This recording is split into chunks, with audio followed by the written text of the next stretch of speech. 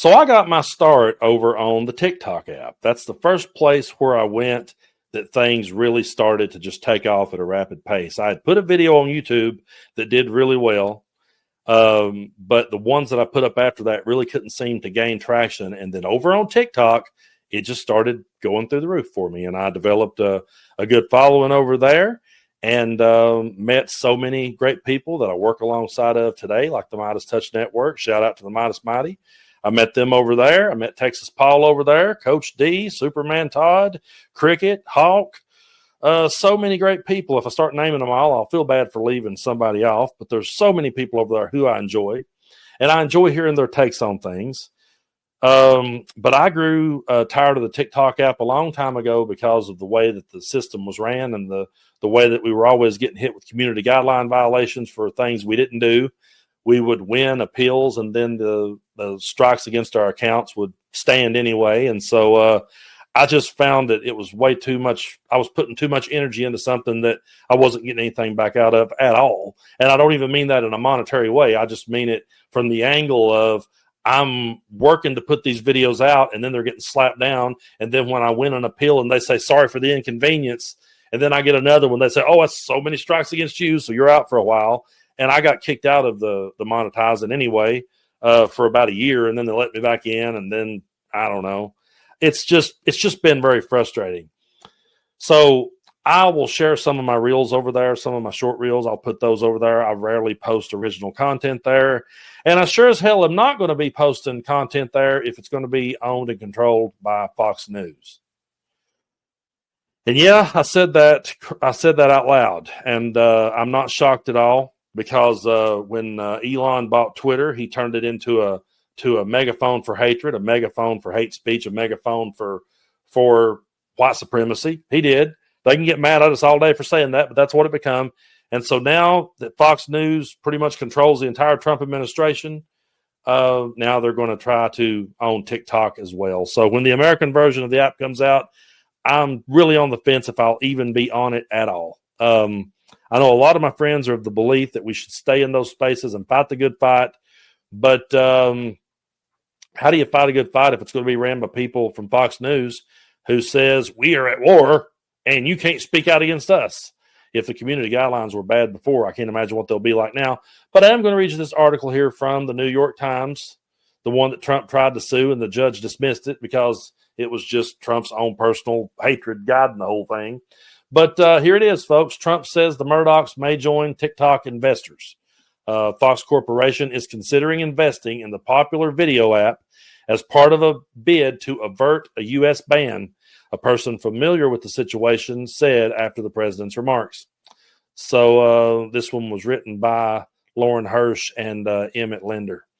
Donald Trump said in an interview aired on Sunday that the media mogul Rupert Murdoch and his son Lachlan, the chief executive of the Fox Corporation, could be among the investors involved in the deal to bring the popular video app TikTok under U.S. ownership. I'm not going to play the clip. I watched it. It was pretty ridiculous. But anyway, Trump said a man named Lachlan is involved. He and Rupert are probably going to be in the group. I think they're going to be in the group. The potential investment would be made by the Fox Corporation, the conservative media behemoth that operates Fox News and the Fox Broadcast Network, according to a person with knowledge of the talks. The interest came as ByteDance, TikTok's Chinese owner, races to line up investors for a deal that would separate the app's U.S. business from that of its Chinese parent. That move is required under federal law passed last year and the national security concerns about TikTok's ties to China. Donald Trump has delayed the enforcement of the law 4 times, most recently last week. Negotiators have been working on a deal for months. Mr. Trump said last week that there has been significant progress, including support from Xi Jinping. I always have a hard time saying his name. I can't say it 5 times real fast. China's leader. New investors would join to dilute Chinese ownership in the company to less than 20% to satisfy the law. Trump said in his Fox News interview with Larry Ellison, a founder of the software giant Oracle, and Michael Dell, chief executive of computer maker Dell Technologies, were involved in the deal. Oracle, which already provides computing resources for TikTok, is among those expected to take stake in a new business. And Mr. Dale is also considering investing in the company, a person familiar with the situation said. Possible investors, Mr. Trump said, love this country, so I think they'll do a really good job. The potential investors also raised questions about whether the new owners would have the power to tone or would have the power to influence the tone or the content of the app. The Murdochs have run their media businesses with a firm conservative tilt. Mr. Ellison is a supporter of Trump's. He and his family are also increasingly interested in media. He helped finance a bid by his son David to the entertainment giant Paramount, or Warner Brothers Discovery could be next week. So some of ByteDance's largest investors include General Atlantic and I can't pronounce that name, International Group. They plan to stay on as investors in the new company, and the private equity Silver Lake has also had conversations in recent weeks about investing in the deal. But a deal includes wrinkles. Investors have been in discussions to pay a multi-billion-dollar transaction fee to the U.S. government for people familiar with the talks said. Such a structure is highly unusual, but reminiscent of other moves Mr. Trump has made into U.S. dealing. I can go ahead and tell you that if it ends up being controlled by Fox News, it sure as hell ain't going to be fair and balanced. It's not fair and balanced now. It's hard as hell to get any traction over there at the moment. And if it is controlled by Fox News and you're not allowed to speak out against Charlie Kirk or disagree with them at all, what's the damn point?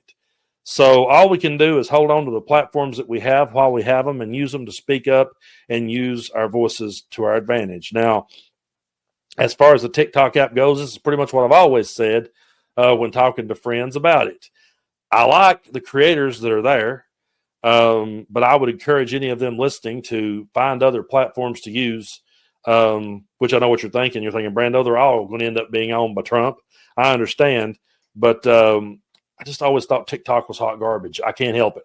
It's impossible for me to hold that feeling back anymore. I love the creators over there that do good work. There's a lot of good people over there that do a lot of good work and have built really good followings over there. There's also a lot of people who makes their living over there. And, that should be taken into consideration, of course. But as far as the way that the app is ran and the way that you're constantly getting hit with guideline violations, and I'll give you an example of just how stupid that some of them are. I got one that said I was trying to influence people to watch my video. I thought that was the whole point. I thought that's why we were there. I thought the people that were crashing and burning on skateboards was trying to get you to watch them do it. I don't know. Maybe I'm wrong. Maybe it's just me. But I just got that. That was when I just kind of went, you know what? I'm not going to keep wasting my time with this. Or then you get accused of harassing and bullying someone who left a comment calling you every name in the book, and you reply to that comment, which, by the way, is a feature on the app. You can pin the comment up in the corner of the screen. You can talk to it, talk about it.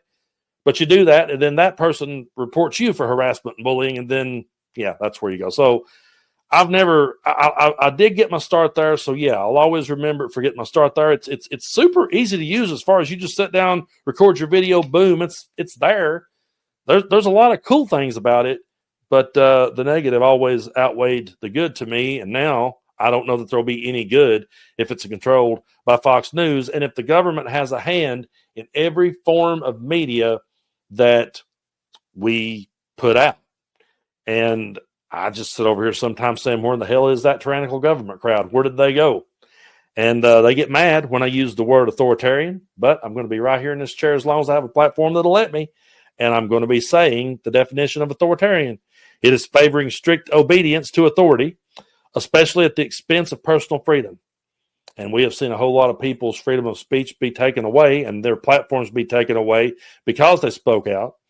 And then fascism is a governmental system led by a dictator having complete control and power, forcibly suppressing opposition and criticism. Donald Trump has said in recent days it should be illegal to criticize him, and he believes that it is. And he also says that he hates his political opponents. But the definition goes on to say regimenting all industry, commerce, etc., and emphasizing an aggressive nationalism and often racism. So sometimes I've had people say, why you call us nationalists for it? They wear that with a badge of honor. If you listen to all the people that are going to bat for Charlie Kirk, they absolutely use that as a badge of honor. So they call themselves that. But if the media is going to be controlled all the way around by one dude and it has to live up to his standards, by definition, that's authoritarian. By definition, that's fascist.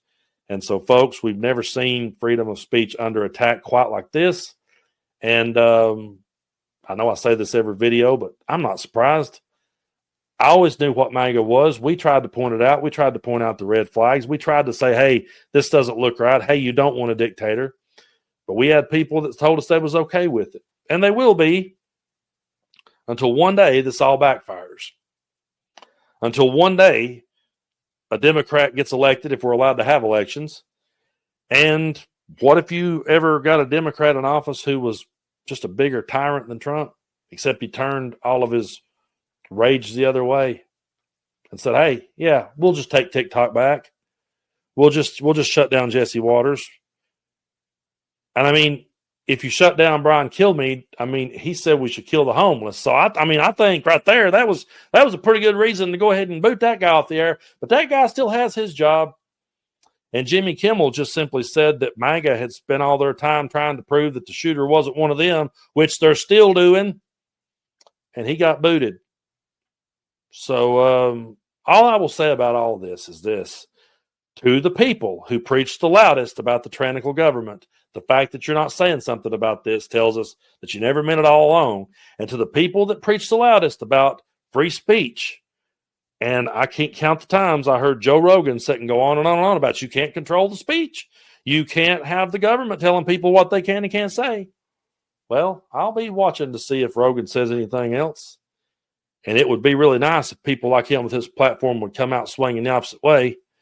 But I won't hold my breath for that either, because people like that is always going to go where the money is. And right now the money's with Trump. I hate to say that, but that's just the truth. And so we will continue to use our platforms for the greater good. We will continue to quote the Constitution, and we will continue to stand on the First Amendment that we so strongly believe in. But until I see more people on the right, and there are some, Ted Cruz, I never thought I'd agree with him. Tucker Carlson, Ben Shapiro. I think Tulsi Gabbard, pretty sure she did too. A couple others have said, of course, Steve Bannon said, just squash them all. That's just because he's still butthurt over having to go to jail. But Ted Cruz said it might feel good to cancel Jimmy Kimmel now, but this could come back and bite us on the ass. And let me ask you, if it ever does, if it comes back around and we see Jesse Waters and Brian Kilmeade taken off the air and we see social media platforms bought out and controlled by whoever the president is, I mean, I wouldn't approve of that. That's not the country I want to live in. But at the same time, I sure as hell wouldn't feel sorry for none of them. Would you?